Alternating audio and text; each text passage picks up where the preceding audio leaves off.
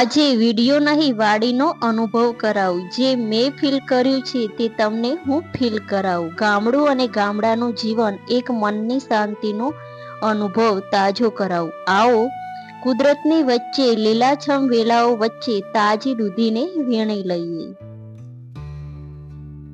તો hello friends, સ્વાગત છે તમારું મારી યુટ્યુબ ચેનલ જ્યોત્સનાસ ફ્યુઝન રેસીપીમાં। ચેનલમાં નવા હોય તો ચેનલને લાઇક, શેર અને સબસ્ક્રાઇબ કરજો। બેલ આઇકોનને જરૂરથી પ્રેસ કરશો, જેથી અવનવી વાનગીઓ મળી રહે।